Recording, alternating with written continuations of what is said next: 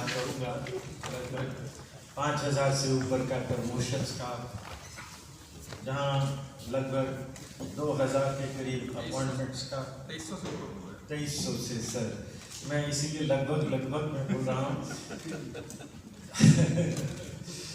क्योंकि जो प्रोफेसर योगेश सिंह जी है ना, इनके साथ हमें समस्या ये है कि इनको अंकों में पता होता है और अंकों में हमसे बेहतर पता होता है, तो इसलिए हम पहले से लगभग लगा कर चलते हैं।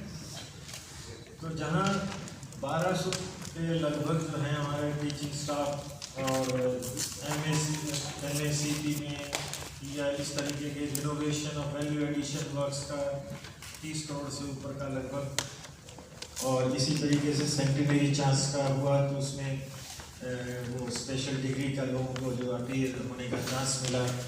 ऐसे ही उद्बोध्या फाउंडेशन क्रिएट की गई है जो कंपनीज में, वो भी अपना बहुत अच्छा काम कर रही हैं। और अभी आने वाले समय में फिर बॉम्बे में भी एक इस तरीके का एलुमनाई का मीट का वहाँ पर भी उसका आयोजन वो कर रहे हैं, प्रयास कर रहे हैं। इसी तरीके से 2020 में आज तीसरा वर्ष है तो NEP आ जाती है, और NEP दिल्ली विश्वविद्यालय is the first university to implement NEP scheme. इसीलिए हम सब आज यहाँ पर एकत्रित हो रहे हैं ताकि आपसे रूबरू हो सके और आपसे शेयर कर सकें कि NEP स्कीम हमने देश में पहली बार शुरू की और उसको लेकर हमारा क्या अपना एक्सपीरियंस है। इसी के साथ नई schemes, implementation of financial support system for students FSS का इम्प्लीमेंटेशन है, फिर implementation of vice chancellors internship scheme है, फिर implementation of competence enhancement scheme है, फिर implementation of integrated teacher education programme है, 25 MOUs with foreign universities have been signed and 45 programs or more organized through the centenary celebrations। और उसमें अब हम हैं NEP के उसमें। तो मैं रिक्वेस्ट करता हूँ इससे पहले कि professor Yogesh Singh ji vice chancellor महोदय वो आपसे इंटरेक्ट करें और आप उनसे प्रश्न और उत्तर का समय आए, तो उससे पहले प्रोफेसर रत्नावली जो डीन एकेडमिक अफेयर्स हैं, मैं उनसे रिक्वेस्ट करूँगा कि वो NEP के बारे में अपनी प्रेजेंटेशन दें ताकि आप अवेयर हों और फिर प्रश्न पूछने के लिए और भी जागरूक हों। नमस्कार, vice chancellor sir, director sir, registrar sir, PRO sir, and friends from the media.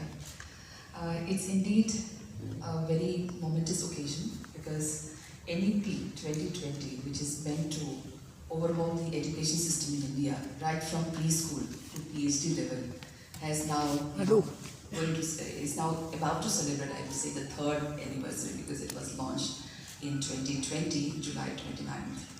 So this particular press conference is a run-up to that particular anniversary which we are talking about, and we would like to share with you, as PRO sir has just mentioned, कि दिल्ली विश्वविद्यालय जो है देश में जो central बड़े universities हैं उसमें से सबसे पहले NEP इम्प्लीमेंटेशन किया है।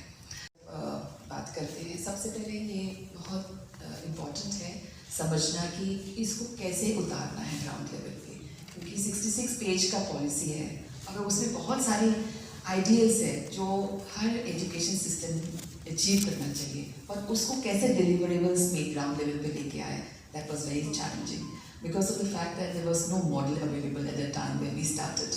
So with the guidance and leadership of our Vice Chancellor sir, we had developed this structure, and there was a structure before this, but we made it more compliant with the guidance of VC sir, so that keeping in mind all the aspects of NEP, the curriculum should be able to capture all of those facets. So coming to the facets, if I just mention a few, it's not the exhaustive list that we are talking about. First is NEP talks about student centricity. Student को focus में रखना है, हर चीज़ जो हम curriculum बना रहे हैं, pedagogy की बात करें, assessment की बात करें, या कोई भी scheme की बात करें, वो student centric होना चाहिए। उसी तहत हमने बहुत सारी steps ली है, which I will elaborate little later. Second is multidisciplinarity. जब भी हम academic प्रोग्राम की बात करते हैं, say for example previously क्या होते थे, student who were pursuing say BA honors in political science or BSc honors in physics, वो एक ही सब्जेक्ट पढ़ते थे. फिजिक्स पढ़ने वाले फिजिक्स ही पढ़ते थे, पॉलिटिकल साइंस पढ़ने वाले पॉलिटिकल साइंस ही पढ़ते थे. Now with the coming of NEP we have to bring in मल्टीडिसिप्लिनैरिटी.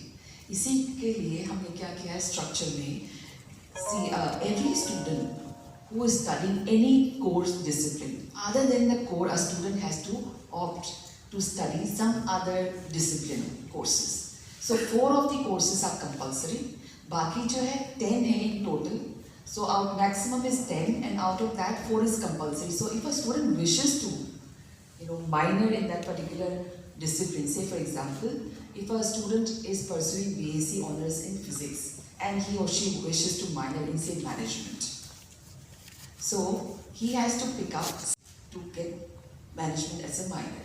तो इस तरह की फ्लेक्सिबिलिटी से क्या है कि स्टूडेंट्स अपना चॉइस जो है मिल सकता है. जैसे फिजिक्स और हमारा अभी बहुत रिसेंट प्रोजेक्ट है फिजिक्स के संग संस्कृत, जो हमारे एंशियंट नॉलेज है फिजिक्स में, वो इन दोनों को कोलैबोरेट करके संस्कृत और फिजिक्स कोलैबोरेट करके वो जानने की कोशिश कर रहे हैं कि क्या साइंटिफिक नॉलेज है हमारे एंशियंट सिस्टम में which are yet to be deciphered. ये पॉसिबल नहीं था पहले. So a student who is studying physics can also now study Sanskrit, ताकि हमारी एंशियंट नॉलेज को डिसाइफर कर पाए आगे में. To be very specific, we have the multidisciplinary pool which consists of 675 courses. तो ये जो है रेंज है, so 7-10 में से अगर बच्चे जो है 3 courses और 4 courses try out कर सकते हैं, उसमें से एक जो पसंद आ गया उसको माइनर के तौर पे आगे 1 सेमेस्टर तक ले जा सकते हैं. So this is one flexibility that you can see. Third is holistic education. जब भी एजुकेशन की बात करते हैं सिर्फ एकेडमिक नॉलेज इनफ नहीं है. So it has to be there has to be value addition education as well as skilling and ability enhancement. And in terms of ability enhancement we consider that being multilingual, being aware about the environment is very essential. So we have 22 languages, Indian languages, which are in the 8th schedule of our constitution, and we are offering to the students as ability enhancement, as well as the environment studies course, which is mandatory for every undergraduate student to study, because in today's time, keeping in mind this particular aspect, we have introduced as of now as many as 109 skill courses. More are being developed as we add on the number of semesters. So that is going to give students, and the very important aspect is that it is going to integrate the vocational education with the academic. तो अगर बच्चे को पसंद आ जाए कोई entrepreneurship शुरू करना है, जॉब सीकर बनने की जगह जॉब गिवर बनना है, then in that case it's very important कि स्किल का जो कोर्सेज है, एक जो स्ट्रिंग्ड कोर्सेज है वो करें, ताकि उस फील्ड में वो केपेबल हो जाए अपना एक स्टार्टअप, एक एंटरप्रेन्योरशिप शुरू करने के लिए. Then we have research and innovation. अगर आप देखिए पहले जो है रिसर्च अंडर ग्रेजुएट लेवल में इतना स्ट्रॉन्ग नहीं था, बिकॉज एम्फेसिस करिकुलम में डिग्री प्रोग्राम में रिसर्च एम्बेडेड नहीं था. मगर जब 4th ईयर आ गया है, 4th year is mainly based upon research, and prior to that we are making it compulsory for all students who would like to proceed to the 4th year to do a compulsory course in research methodology in the 6th semester. Plus, we also have option to the students which will be available from semester 3 to 6 on associated with projects. Say for example, a teacher is already doing a academic project. Students can be associated, so that students learn how to do research from the very early years, so that when they reach the 7th semester, they are well acquainted with research. So, and academic path, so they can have a choice with respect to program. Single core वाला programme पढ़ना है, 2 core वाली programme पढ़नी है, 3 core वाली पढ़नी है. So they decide and accordingly come to the program, and they can choose their major and minor. So as I was mentioning, BSc honours का जो बच्चा है वो कोर जो पढ़ रहा है वो मेजर बन जाएगा.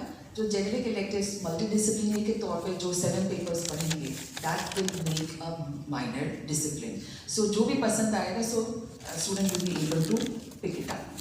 Similarly, they have the diversity to choose other disciplines, and they have choice between studying skill enhancement courses or going for internship apprenticeship, project और community outreach. कभी कभी ऐसा होता है कि फर्स्ट 2 सेमेस्टर में हमने स्किल एनहेंसमेंट कोर्स की पूल में से एक कोर्स करने का कंपल्सरी किया है ताकि एक स्किल की नॉलेज हो जाए, mainly soft skills, technical skills, कोई भी स्टूडेंट को पसंद आ जाए.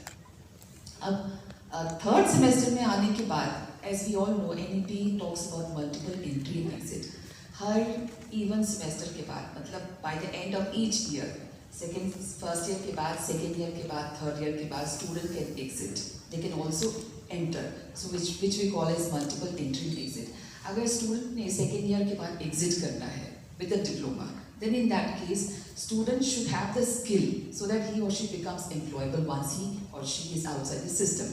So that's why we feel that instead of sitting and learning skill enhancement courses in the classroom or the institution setup, they can go for internship or apprenticeship or community outreach. कोई बच्चा ऐसा हो सकता है कि ये social work oriented है, उनके लिए community outreach, किसी NGO के संग काम करना उनके लिए बहुत important रहेगा. इसलिए इस तरह के options दिए हुए हैं. फोर्थ ईयर में स्टूडेंट जो है वो डिसर्टेशन लिख भी सकता है या एकेडमिक प्रोजेक्ट, जैसे हमने कहा कि प्रोजेक्ट में ग्राउंडिंग करने की कोशिश कर रहे हैं इनिशियल सेमेस्टर्स में, अगर वो उसमें उनकी पकड़ है एंड ही और she wishes to do that, तो डिसर्टेशन लिखने की जगह एकेडमिक प्रोजेक्ट में पूरी तरह से डूब सकते हैं उसमें and then accordingly get the credits. Third option है, third track in the fourth year is entrepreneurship. Because many students से, फॉर एग्जाम्पल कॉमर्स का स्टूडेंट है, मैनेजमेंट का स्टूडेंट है, वो आगे एकेडमिक प्रोग्रेशन में पोस्ट ग्रेजुएट या PhD में नहीं जाना चाहता, अपना खुद एंटरप्रेन्योरशिप सेटअप करना चाहता है, तो उसके अकॉर्डिंगली ये नीड्स के लिए उसको सेटिस्फाई करने के लिए रखा है. Then as I mention, holistic education देने के लिए ability enhancement, value addition courses है. Then strong grounding in research and innovation, I had already mentioned. So we have always tried to bring in more hands-on learning. So हमारे curriculum में जब भी बनता है, ट्यूटोरियल भी सिर्फ विदाउट क्लास सेशन नहीं है. अब ट्यूटोरियल में भी we are making it compulsory to do some activities hands-on learning. So जहाँ भी मौका है, ज़्यादा से ज़्यादा से, फॉर एग्जाम्पल साइकोलॉजी का पहले कुछ कोर्सेज ऐसा था कि जहाँ पर एक प्रैक्टिकल नहीं था. So we have made included, make a practical component in the syllabi so that students learn more hands-on rather than just, concept building. Job.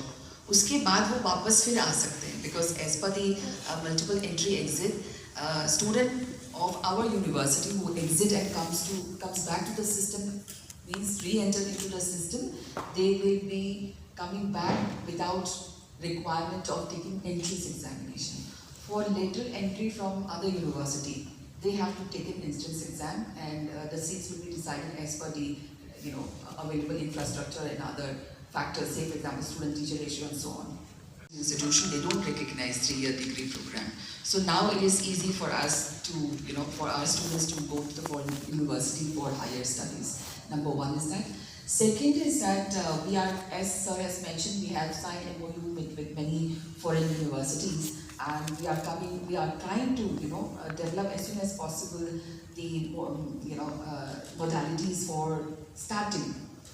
At the first phase, the twinning program with foreign higher education, where a student from our university can go for a semester or so and get the, study in the foreign university, get the credits and come back. And then we'll be able to, get the credit earned from foreign higher education institution in our credit system under the Academic Bank of Credit portal, and that's how we'll be able to internationalize. Creditization of this degree after the end of third year, and for those students who are pursuing more than 2 core program after the fourth year, they will get honors degree, and for those students who already got honors in 3 years, they will be getting honors with research in case if he or she does academic project or dissertation. In case if he or she does entrepreneurship, it will be honors with entrepreneurship. So we have also made provision for lifelong learning, upskilling and reskilling, as PRO sir has just mentioned. Under the competence enhancement scheme, students will be able, students as well as who have passed out, any person from any age will be able to come and register in 1 course or 2 in a semester and earn the credit and upskill themselves or reskill themselves. So I'm just showing you this, which can lead to aquaculture entrepreneurship. So all these courses are already approved by the statutory authorities of the university.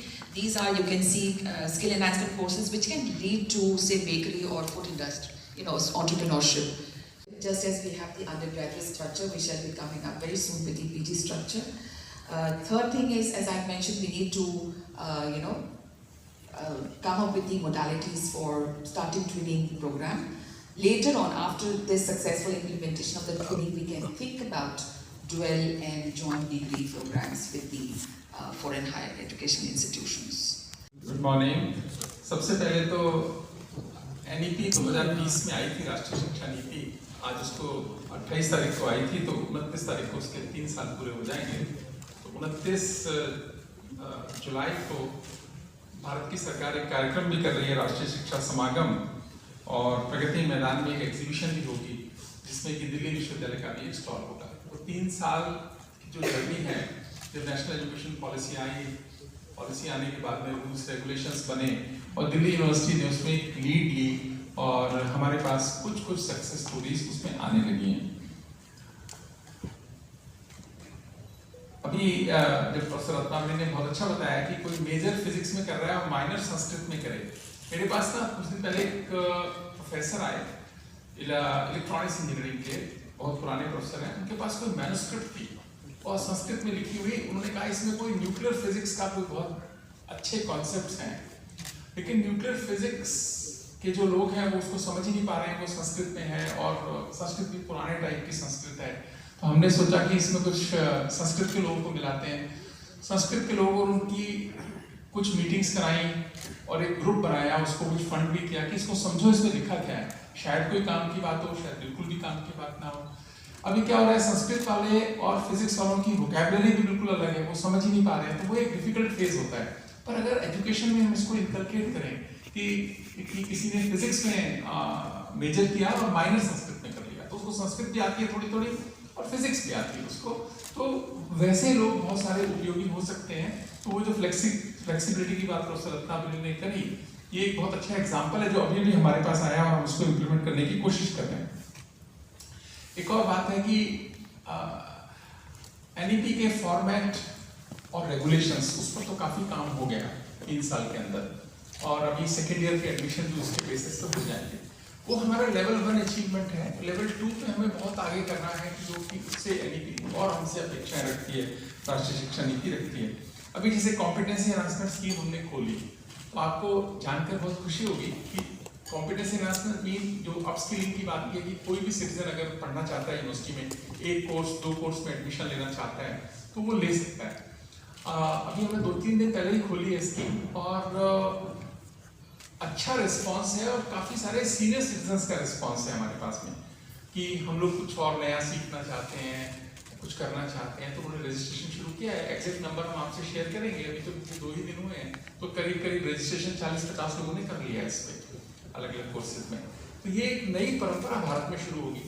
Europe में, US में तो ये चलती है पहले से ही, और हमारे यहाँ नहीं थी। यूनिवर्सिटीज बहुत क्लोज थी, वो केवल स्टूडेंट्स के लिए खुलती थी जो +2 या ग्रेजुएशन के बाद है। लेकिन अब किसी भी एज के लोग अगर पढ़ना चाहते हैं 1-2 कोर्सेज, उनकी ज़िंदगी में जो चेंज लाएंगे, नई चीज़ें आती हैं बहुत सारी, वो सीखना चाहते हैं, तो उसके लिए ये बहुत अच्छा हम लोग करने जा रहे हैं। और धीरे धीरे जो चैलेंजेस हैं नेशनल एजुकेशन पॉलिसी के, वो भी पूरे हो रहे हैं और मैं मानता हूँ कि अगले 3-4 वर्ष के अंदर ये ठीक से इम्प्लीमेंट हो जाएगी। जैसे एक बात NEP कहती है कि सभी इंस्टीट्यूशन डिग्री अवार्डिंग इंस्टीट्यूशन होने चाहिए। ये एक ऐसा सब्जेक्ट है जो कि धीरे धीरे ही करना चाहिए और धीरे धीरे ही कर रहे हैं इसको, क्योंकि जो टीचर पढ़ाता है वही अगर आपका एग्जाम भी लेता है, इवेल्युएशन करता है, तो ज़्यादा बेटर है। जिससे कि हम कहते हैं कि रोट लर्निंग खत्म कर दो। खत्म कैसे करेंगे? पेपर कोई बना रहा है, पढ़ा कोई रहा है, कॉपी कोई और चेक कर रहा है। इस व्यवस्था में तो आदमी याद करेगा ही ना चीज़ों को। तो एक कंसेप्चुअल लर्निंग का जो कॉन्सेप्ट है, उसको इम्प्लीमेंट करने के लिए जो कहा गया है, उसका वो तभी होगा जबकि ये जिसको हम बोलते हैं कि गुरु शिष्य परंपरा बोल लीजिए आप, जो भी, ताकि टीचर और जो स्टूडेंट है उसके बीच में क्लोज रिलेशनशिप हो, प्रॉक्सिमिटी हो, इवेल्युएशन सिस्टम उसका हो। ये धीरे धीरे नए नए इंस्ट्रूमेंट्स बनेंगे, एक्सपेरिमेंट होगा तो कुछ अच्छा होगा। बातें तो बहुत सारी हो सकती हैं, लेकिन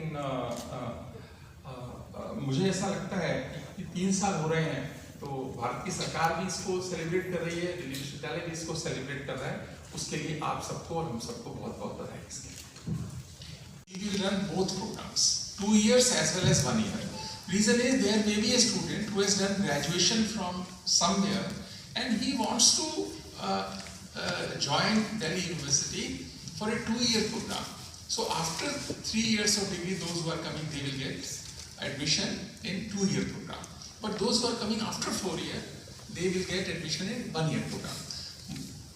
Like, that's my personal opinion that at least for another 5-10 years, we will run both, and then depending upon the demands of the student, if we are not getting any student after 3 years, everyone is happy after 4 years leaving a university, then that will be closed in phased manner. But I don't see that. Universities should run, will run both programs, 2 years and 1 year.